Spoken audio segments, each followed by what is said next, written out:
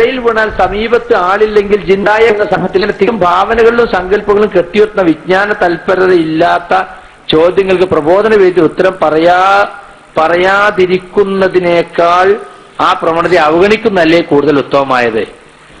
നമ്മൾ മറുപടി പറഞ്ഞില്ലെങ്കിൽ അതായിരിക്കും, കണ്ടോ ഉത്തരല്ല എന്നായിരിക്കും.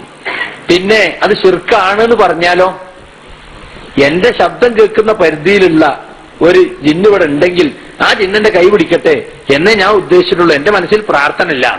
ഒരു ഉദാഹരണം വരെ, നിങ്ങളും ഒരു ജിന്നും കൂടി മീൻ പിടിക്കുക, ചൂണ്ടലിടുക, അത് ജിന്ന് സുഹൃത്ത്.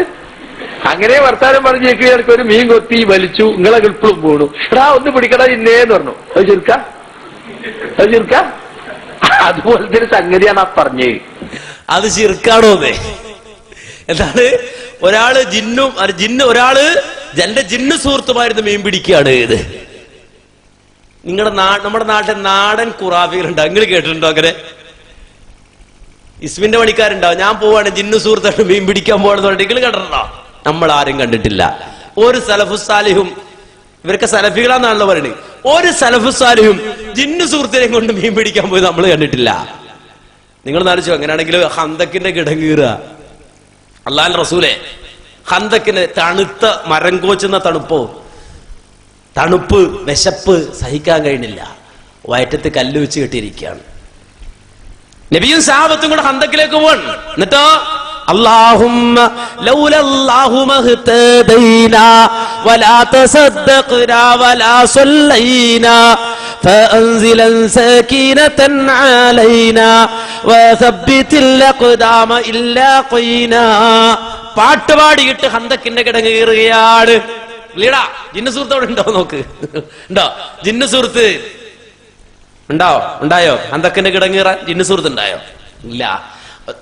അവസാനം റസൂലുള്ളാഹി സ്വല്ലല്ലാഹു അലൈഹി വസല്ലം അല്പം മാറിയിരിക്കുകയാണ്. സഹാബത്ത് ഇങ്ങനെ കിടങ്ങേറിക്കൊണ്ടിരിക്കുമ്പോ വലിയൊരു കല്ല് സഹാബത്ത് ആഞ്ഞുവെട്ടി, പൊട്ടുന്നില്ല, തകരുന്നില്ല. കുറെ പരിശ്രമിച്ചു. അവസാനം അവർ ക്ഷീണിച്ച് വിയർത്ത് അല്ലാഹുവിന്റെ റസൂൽ അടുക്കലേക്ക് ഓടി വരികയാണ്. നബിയെ, ഞങ്ങൾ കിടങ്ങൊക്കെ നന്നായി കീറി, പക്ഷെ ഒരു വലിയൊരു കല്ല് അവിടെ ഉണ്ട്, പക്ഷെ പൊട്ടുന്നില്ല, ഞങ്ങൾ പരിശ്രമിച്ചു നോക്കി. അല്ലാഹുവിന്റെ റസൂൽ എഴുന്നേറ്റ് വന്നു. നബി സല്ലല്ലാഹു അലൈഹി വസല്ലം കല്ലിന്റെ അടുക്കലേക്ക് വന്നു.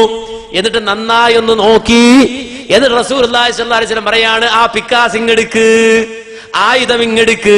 അല്ലാഹുവിന്റെ റസൂല് കൈതെറുത്ത് വെച്ചിട്ട് ആഞ്ഞു വെട്ടുകയാണ്. അല്ലാഹുവിന്റെ റസൂല് പണിയെടുക്കുകയാണ്, കല്ല് പൊട്ടിക്കുകയാണ്. വിളിയടാ ജിന്ന് സുഹൃത്ത്, ഇഫ്രീത്തിനെ വിളിയടാ, ഈ ഇഫ്രീത്തിനെ വിളിക്ക്. വിളിച്ചോ? ജിന്ന് സുഹൃത്ത് ഉണ്ടായോ? ഒന്ന് സ്വഹാബികൾക്ക് ഉണ്ടായോ? സ്വലഫുസ്വാലിഹീങ്ങൾക്ക് ഒരാൾക്കൊരു ജിന്ന് സുഹൃത്ത് ഉണ്ടായിട്ടില്ല. ഇപ്പൊ എവിടുന്ന ഈ സുഹൃത്തുണ്ടായത് നമുക്ക് മനസ്സിലായിട്ടില്ല. മാത്രല്ല, ഈ മൂപ്പരി കടവിന്ന് മാറുന്ന പ്രശ്നമില്ല. ഒന്നുകിൽ പുഴക്കടവില് അല്ലെങ്കിൽ തോട്ടുവക്കത്ത് മീൻ പിടിക്കാൻ പോകുമ്പോ അവിടെ വെള്ളത്തിലാ മൂപ്പരുള്ളത് കാര്യമായിട്ട്. കാരണം ഈ സാക്ഷാൽ ഇബ്ലീസിന്റെ അർശിനെ കുറിച്ച് പറയുന്നിടത്ത് അത് കടലിന്റെ നടുക്കാണെന്ന് കാണാം. വെള്ളത്തിലാണ് എന്ത് ഈ പറയുന്ന ഇബ്ലീസിന്റെ അർശ്, സിംഹാസനം. ഈ രൂപത്തിൽ മൂപ്പര് വെള്ളം വിട്ടിട്ടൊരു കളിയില്ല. ഒന്ന് പുഴക്കടലിൽ മീൻ പിടിക്കാൻ പോകുമ്പോ ജിന്ന് സുഹൃത്തിനെയും കൊണ്ട് പോയി. എന്നിട്ടോ ആ ജിന്ന് സുഹൃത്ത് കൂടെ ഉണ്ടല്ലോ, അപ്പൊ ഇങ്ങനെ മീൻ പിടിച്ചോണ്ടിരിക്കുമ്പോ പ്ലം എന്ന് പറഞ്ഞ വീണ് പോയി. പിടിയടാ ജിന്നേന്നോ? ശിർക്ക? അത് ശിർക്കെന്ന് പറഞ്ഞാൽ എന്താ മാന്യ സഹോദരങ്ങൾ?